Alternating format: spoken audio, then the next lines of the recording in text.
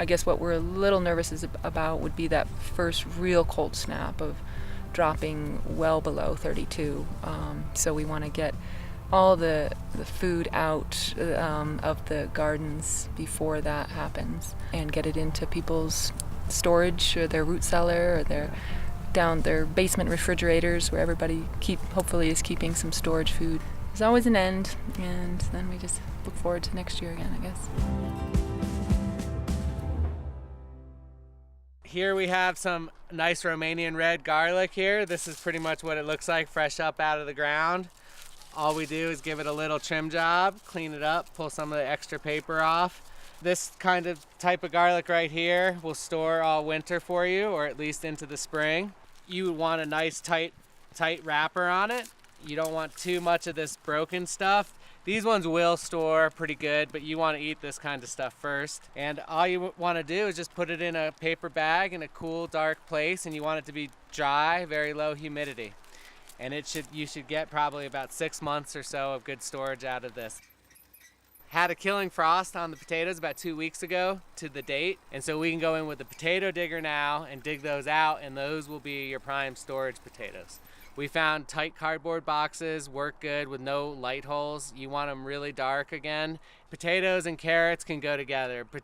Garlic and onions you want to keep in a dry, cool storage condition. Dark, everything likes the dark. The light makes all the sprouts grow, and that's not good at all for potatoes, and it ruins the storage quality of potatoes right away. It's an exciting time of year. Welcome to Full Circle Farm. We're here today in this beautiful day in this beautiful space, kind of celebrating the closing of the season.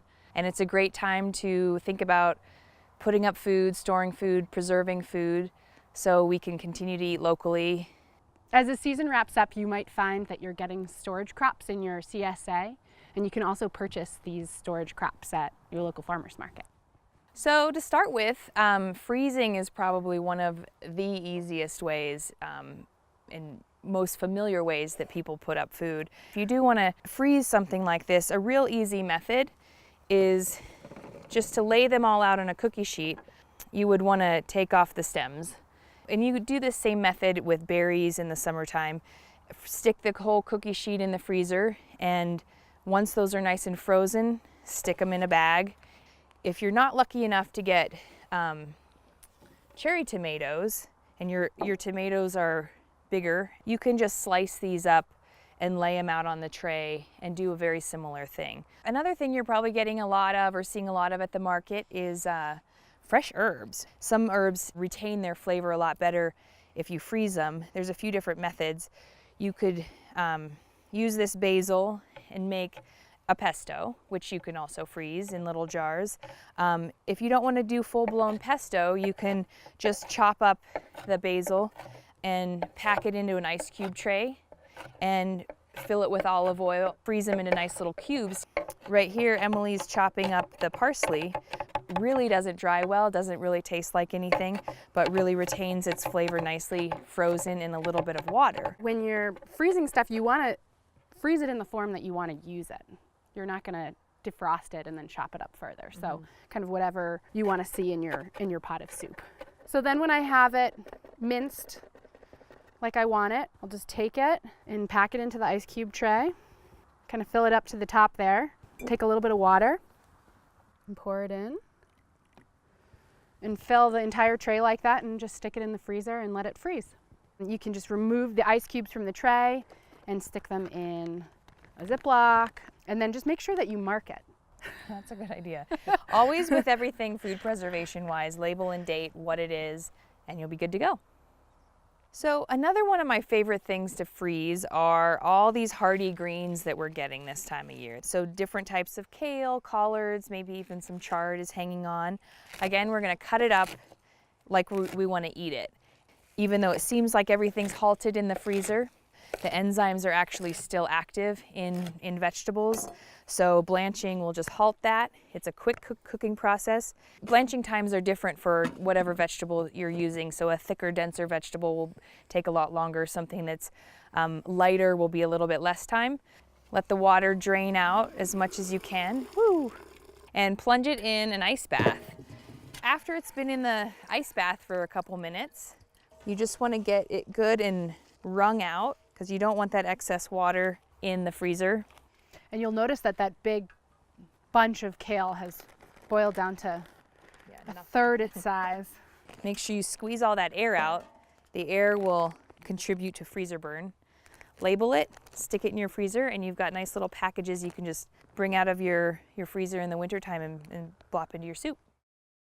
A really quick and easy way to preserve herbs, and that is just simply by drying them.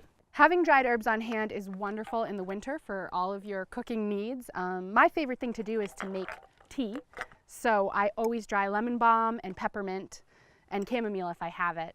The simplest way to dry herbs is really just to bundle them and hang them in a cool, dry place. You don't want them in direct sunlight. If you pick these right from your garden, you're going to want to make sure that you rinse them off, pat them dry. Then just go ahead and hang it up somewhere. Here, we'll just hang it on you. I'll be the hanger. And then, depending on how dry your home is, in a week or two, and also depending on the water content of whatever you're drying, you'll end up with a really nice dried bundle of sage.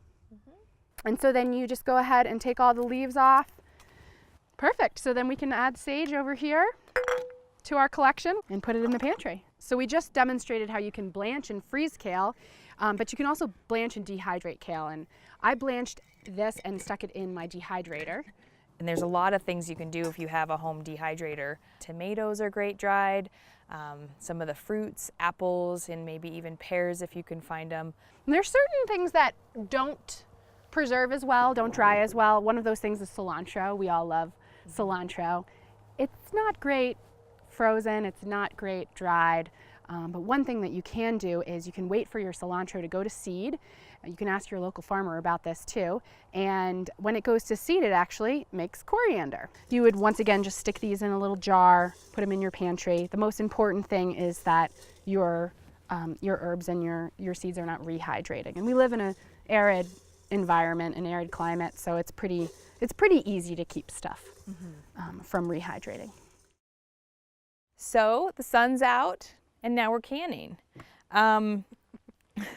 So with canning, there's definitely a lot that you need to think about if you're unfamiliar with canning, but what I'm going to be talking about today is water bath canning, which you'd want to use with high acid foods. So anything you're adding an acid to, often jams and jellies, fruits are highly acidic, salsas usually have a vinegar or a lemon juice added to them. But yeah, so some of the equipment you'll need for water bath canning is a big pot. This is a traditional canning pot. It's really nice if you can invest in one of these pots because it's just so much easier. I was doing it in a large stock pot for a while and just was so much easier once I got the canning pot. Yep, and you definitely want this rack that comes with that will keep the cans or your jars off the bottom of the pot, which can get really hot and can lead to jar breakage. And then it's also just easier to like lift and lower.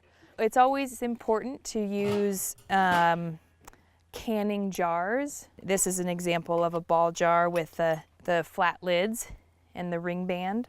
These need to be purchased new every year, these flat lids, just because that sealing compound that really makes or breaks the safety of the final product is important to get new.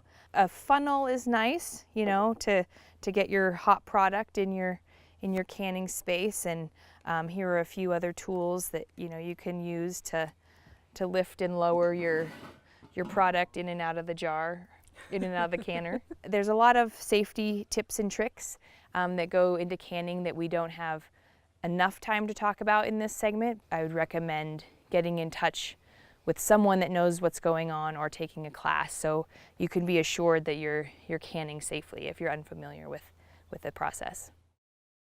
So as we continue in the sunny sunshine, we're going to talk about one of my favorite methods of food preservation, which is fermentation. And basically with fermentation, we're working with the bacteria that are naturally on all these beautiful vegetables that we're getting. Great options to use are these lovely, beautiful cabbages that we're getting right now. kohlrabi, the vegetable that nobody knows what to do with, is is actually so delicious fermented. Any root vegetable, carrots, beets, garlic, any allium, garlic or onions that you'll have, leeks, different things like that are delicious. Emily is going to start on the carrots. A great way to do the carrots is just using a box grater to shred them. You can also dice them. It's just kind of the preference and the texture you want in your final product. And yeah, with the cabbage, you're just kind of looking for almost like a coleslaw shred on this. Put in any vegetable, any spices. Maybe I'll use a little bit of this freshly harvested coriander. That'll be nice. The salt is next, so you want to use basically any salt that doesn't have iodine in it or other anti-caking agents. I prefer like a pink Himalayan sea salt, and I'm kind of a guesser when it comes to salt, but you really don't need that much. So if you're using a more expensive, high mineral based salt versus just pure sodium chloride that's been stripped of all the minerals, you'll be adding more minerals to your product. So it's a good use of an expensive salt. Really what you're doing is breaking down and massaging the cabbage and the vegetables so they begin to release their own natural juices. Okay, so I've massaged this down and the juices are releasing, and you can use any vessel that you have. You know, fermenting crocks are traditional. It's easy to start with just a mason jar. The key is, as you pack this down, really pack it tight. You don't want there to be air bubbles in there, and as those juices start releasing, you'll be able to see the bubbles in the fermentation process, and you know it's working. It'll definitely produce even more brine in the next 24 hours. And the key is to keep all the vegetables submerged under that brine, and that's what keeps the product really safe. You want to fill it about, leaving about an inch space, because actually more brine will release overnight, and you don't want it to overflow the top. That's pretty much it. You can top it just to keep flies and bugs out, but it is fermenting, so gases will be produced. So you would want to open this kind of style jar at least once a week, maybe, or once a day, push it back down, because as it ferments, it kind of gets a little airier. So just to make sure all those veggies are remaining under the brine, and you can let this sit and ferment on your kitchen counter for a week, 10 days, 2 weeks. Longer ferments go up to, 4 to 6 weeks. It also depends on the temperature of your house and the environment that it's fermenting in. The lactic acid bacteria that are in here fermenting are the good beneficial probiotic bacteria that we want in our digestive systems to help us, digest our food better and kind of help heal gut issues. And so that's one of the big benefits of eating a food like this is getting the nutrients and the probiotics all in one, and preserving the food. This is probably my favorite method of food preservation, utilizing the root cellar. I don't actually have a root cellar myself, but I use my basement, which happens to be sort of the perfect temperature, 40 degrees.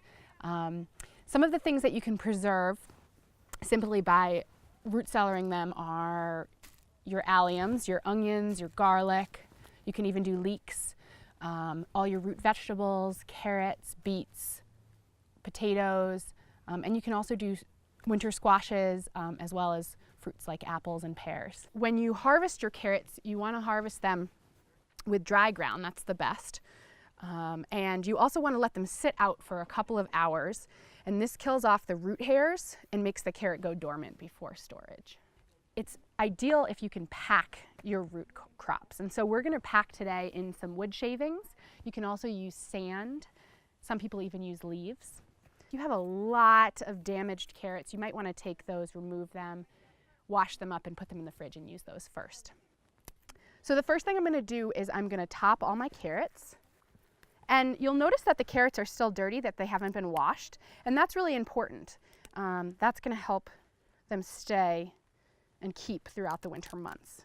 So I have this lap full of carrots. What I'm going to start with is by adding a little bit of wood shavings to the bottom of my bucket here, and you can get wood shavings from your local carpenter. You want to make sure that you're not using treated wood, obviously. So we're using these wood shavings and a little bit of water to provide humid environment for our carrots. So I'm going to water. And once I have a nice some damp wood shavings, I'm ready to pack. You'll notice that I'm using a container that has holes in the bottom just in case I have overflow, that I'm not drowning my carrots, and also provides a little bit of breathability. It's best if they're not touching too much. That way, in case you have one bad apple, it doesn't spoil the whole crop, or one bad carrot, I should say. So these carrots are nice and big. I might even pack carrots this large in a larger container so that I could get more in. So once you have a layer, you're going to go ahead and add another layer of wood shavings, just covering them up just barely, and then go ahead and water. And then you're going to want to come back over the course of the storage period, the winter, or however long you can make them last, and give it a water every once in a while because it will dry out. That is kind of root cellaring in a nutshell, and it's one of my favorite ways of preserving for the winter season because you have food in its whole raw form and you can choose what to do with it when you want to use it.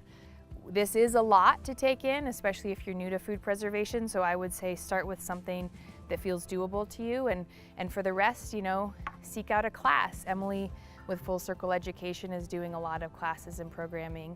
And if you don't find that you have the time, you can also purchase a share of fermented vegetables if you'd like, because you can buy a share right through Daily Roots. Yep. So get out to the farmer's market and get some of these beautiful vegetables to preserve and to keep all winter long. Yeah.